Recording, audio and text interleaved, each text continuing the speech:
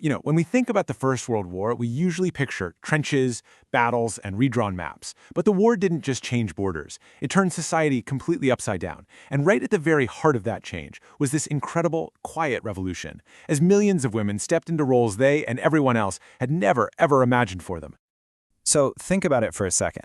When millions of men suddenly leave to go fight a war, who's left to keep the country running? I mean, a nation can't just stop, right? The farms, the factories, the whole engine of the economy. Who was going to keep it all going? Well, the answer came fast, and it was overwhelming. An entire army of women stepped up to the plate. In their hundreds of thousands, they answered the call, trading life in the home for life on the production line.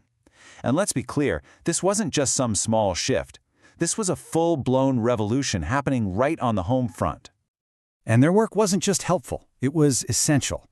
It was also incredibly dangerous. And it absolutely cracked open the old way of doing things.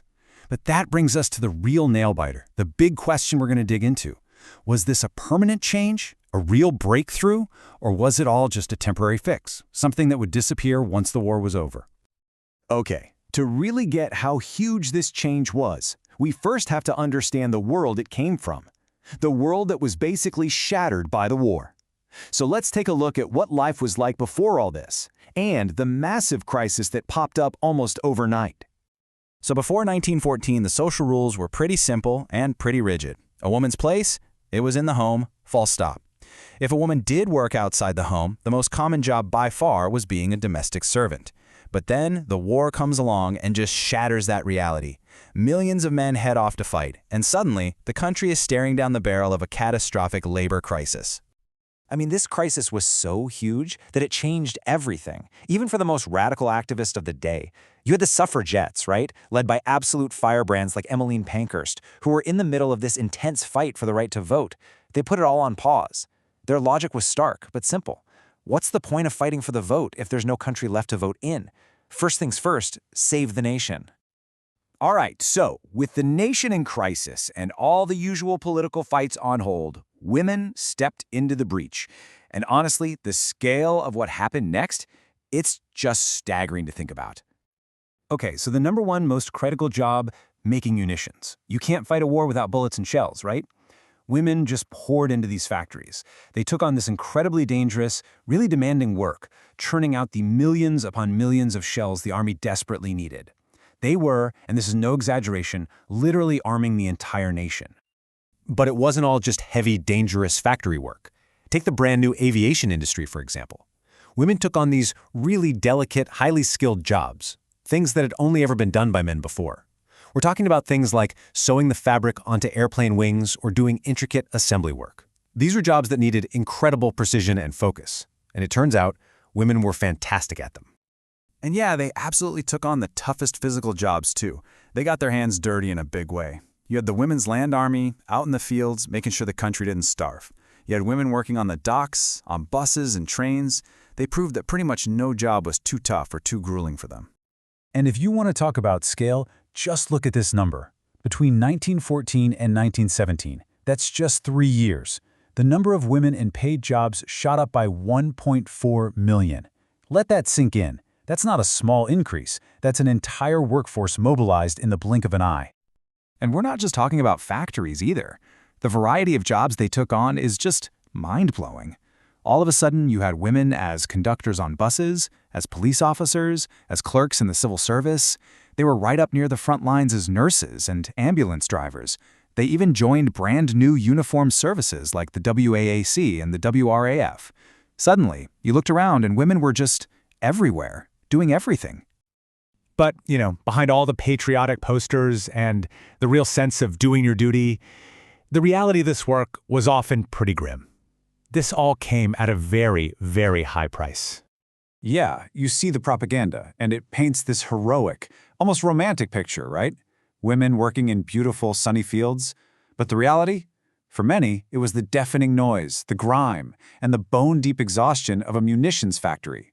There was just this massive gap between the posters and the day-to-day truth of the work. And nothing captures the danger better than this one nickname they had.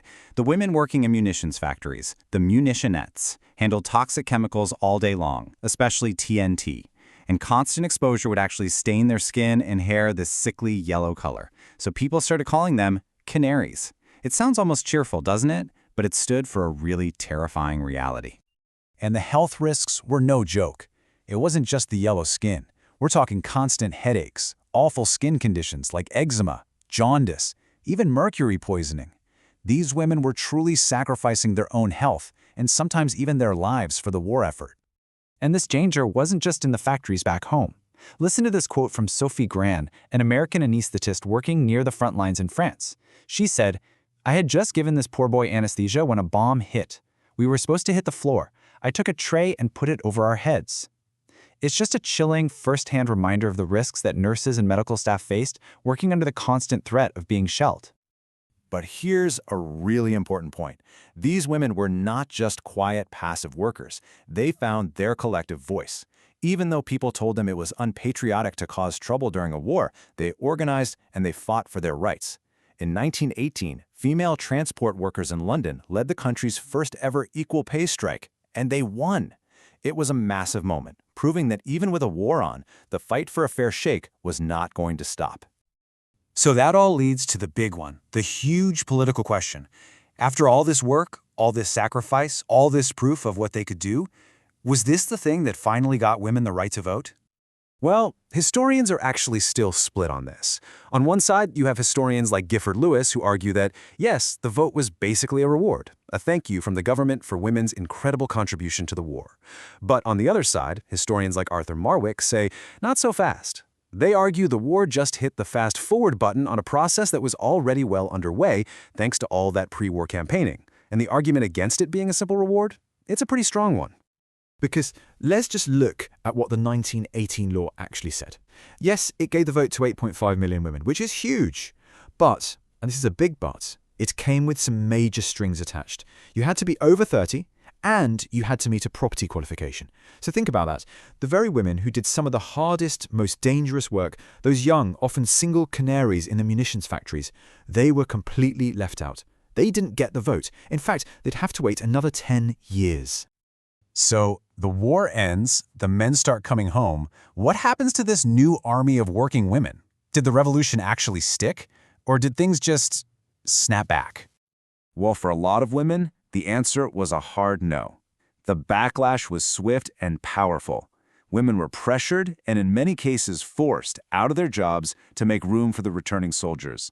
The same newspapers that had called them national heroes were now suddenly calling them selfish for taking men's jobs. Old rules like the marriage bar, which forced women to quit their jobs when they got married, came right back. And by 1931, a woman's average pay was right back to where it was before the war, about half of what a man earned. So where does that leave us? It's the big question, isn't it? Was this whole incredible chapter just a temporary necessity, a revolution that got rolled back the second the emergency was over? Or, despite that backlash, had something fundamental changed for good?